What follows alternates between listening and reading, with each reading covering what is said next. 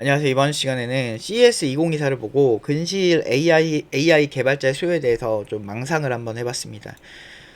이게 그러니까 제가 되게 흥미로웠던 게 이번 CES 2024에서 온디바이스 AI 쪽이 되게 흥미로웠어요. 그러니까 즉 인공지능을 클라우드화한 보통 이제 LLM 모델로 하는 인공지능이 대세잖아요. 뭐 마이크로소프트의 챗GPT도 마찬가지고 구글의 바드도 마찬가지고 요런 스타일로 되게 많이 했단 말이에요. 대부분 클라우드화해서.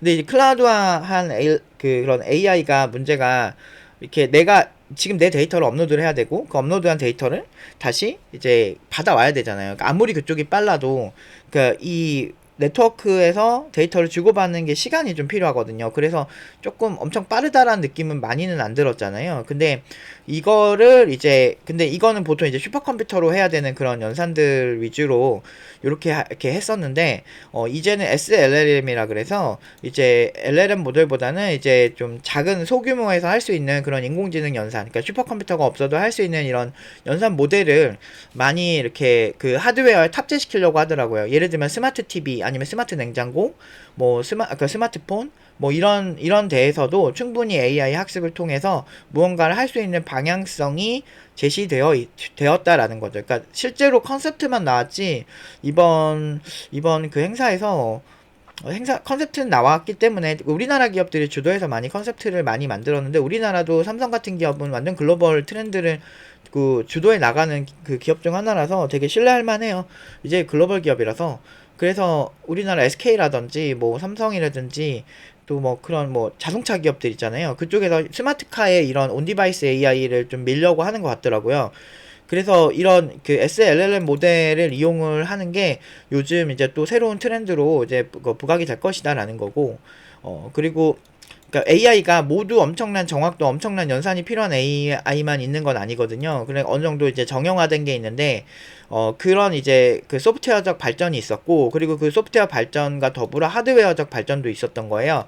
그래서 ASIC라고 해서 주문형 반도체라는 게 나오기 시작했는데, 이게 뭐냐면 이제 특정 인공지능 연산에 맞춘 연산을 하는 거예요. 그러니까 이게 보면 여러분들 이게 뭐랑 비슷하냐면, 그 옛날에 보면은 이렇게 그 게임 벤치마킹 하면은 이번 인텔 무슨 프로세서랑 무슨 뭐 그래픽 카드 뭐를 했는데 어떤 게임에서는 뭐 라데온 계열보다 뭐 지포스 계열이 더 좋았고, 뭐 이런 식으로 게임마다 이상하게 좀 다르거든요.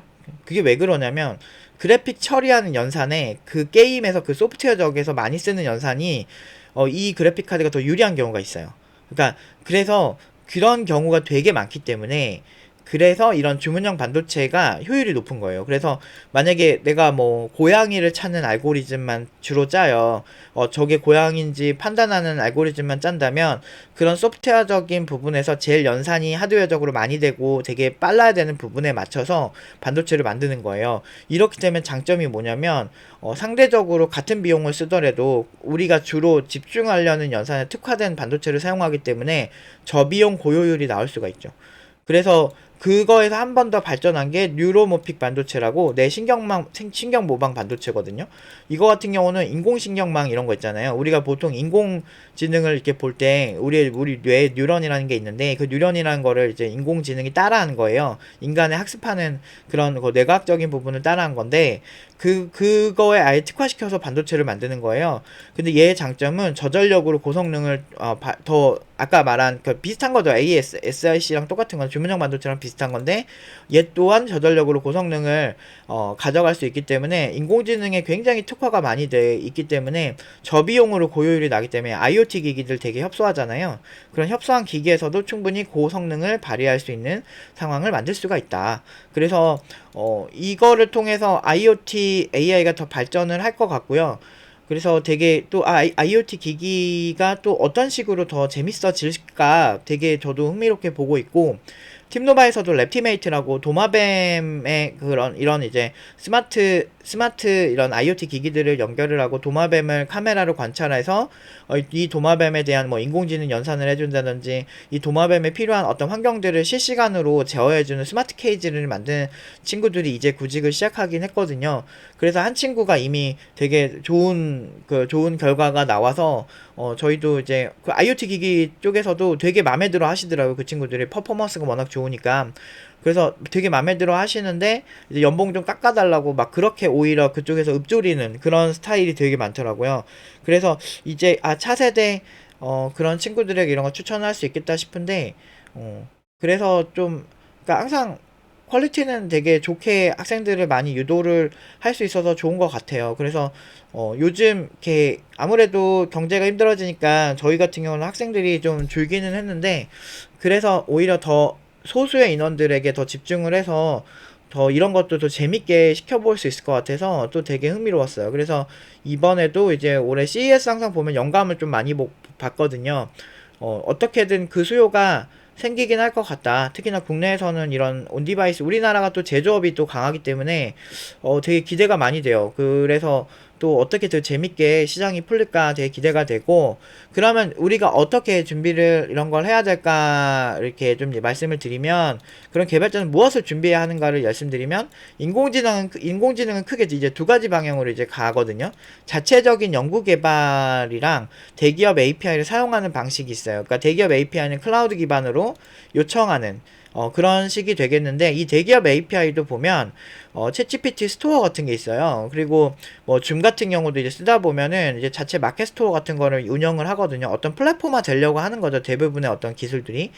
그런 어떤 그러니까 이런 관련된 이런 API를 기반으로 해서 요렇게 하는 경우가 진짜 많더라고요, 요즘은. 그래서 이제 이런 API를 적극적으로 활용해서 우리가 자체적으로 AI를 만들 필요가 없이 그거를 바로 사용하는 거를 이제 보는 거죠. 그러면 IoT 기기는 어떻게 올 것인가? IoT 기기에 삽입된 그 API를 그 내부적으로 그 호출해서 우리가 제어할 수 있는 그런 것들이 나올 것 같아요. 아직 뭐 그런 발표는 없었지만 그게 너무 뻔하다. 그래서 뭐 삼성 뭐 스마트폰 AI를 자체적으로 온 디바이스 안에서 삽입이 되어 있으면 그걸 자체적으로 삼성폰이면 호출할 수 있는 뭐 그런 어떤 솔루션 API들이 제공이 되지 않을까라는 생각이 들고요. 삼성카가 그러니까 뭐 이렇게 현대자동차 뭐 AI 뭐 온 디바이스 AI API 같은 게 나오지 않을까 싶어서 일단은 지금 당장 뭐 이렇게 플랫폼이 나온 건 아니기 때문에 뭐 하실 거는 없고 일단은 대기업 API를 많이 사용을 해보시고,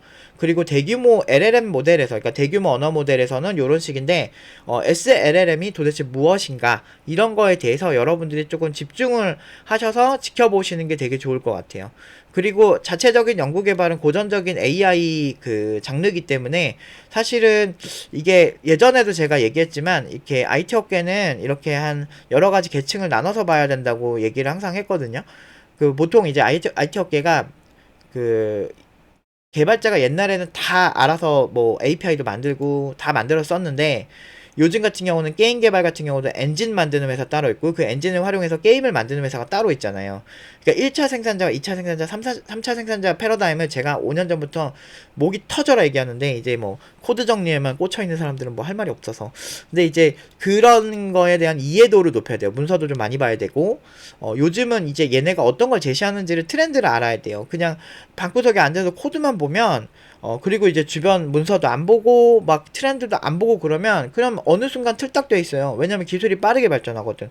그래서 나도 너무 재밌어가지고 이런 거 막 보면 약간 격양되기는 하는데, 왜냐면 학생들을 그런 방향으로 실제로 취업을 많이 시키고 트렌드에 맞춰서 거의 우리가 되게 빨리 해요. 예를 들면 이더리움에서 새로운 패러다임 딱 말하잖아요.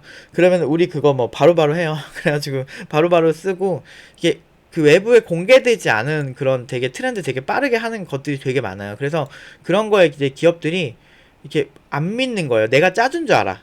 막 그런 경우도 있어요. 막 그거 노프 팀장이 짜주지 않았나요? 제가 다 할 수는 없어요. 저도 사람이라서 모든 걸 할 수가 없어요. 저도 제가 하는 개발이 있고 공부하기도 바빠 죽겠는데 학생들이 스스로 하는 거죠. 그만큼 피지컬이 좋으니까 아마 팀노바에서는 이제 장기적으로 또 이런 트렌드를 좀 보고서 계속 어떤 식으로 학생들을 디자인해서 좀 더 추천을 해주고 좀 커리큘럼 방향을 어떻게 잡을지 좀 더 고민을 하긴 할 거예요.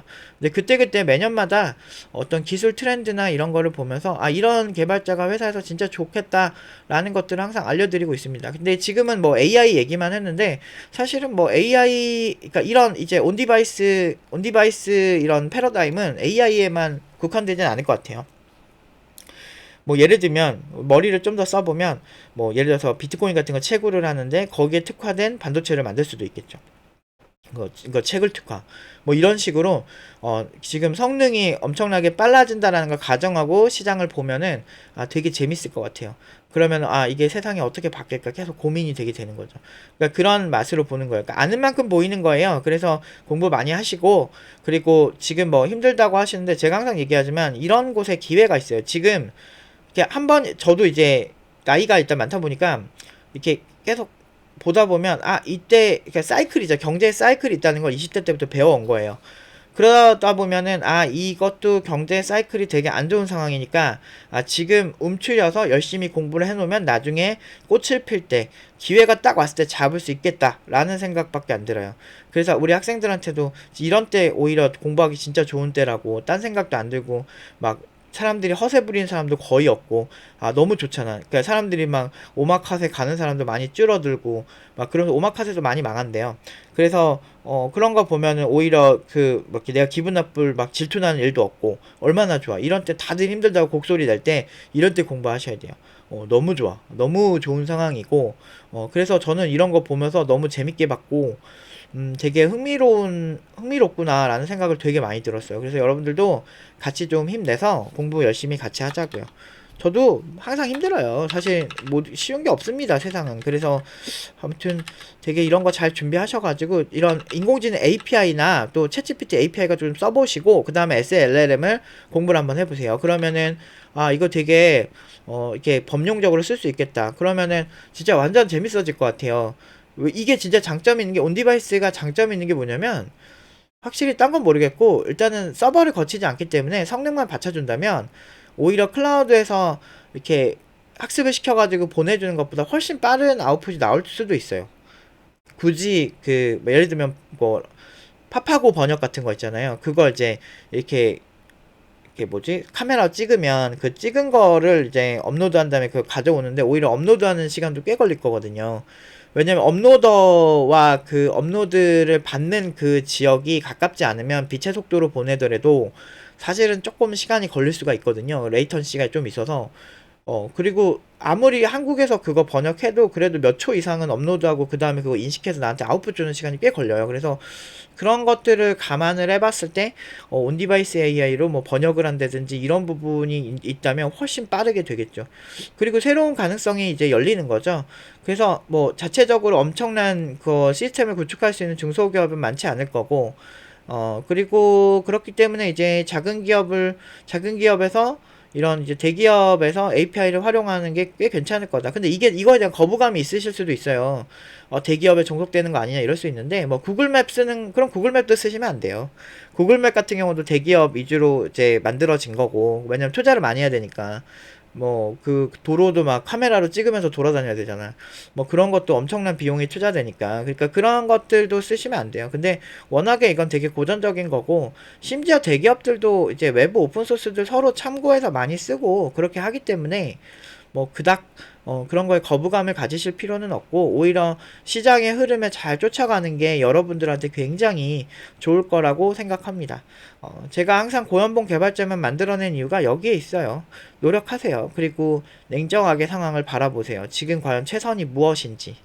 아무튼 오늘은 여기까지 하도록 하겠습니다.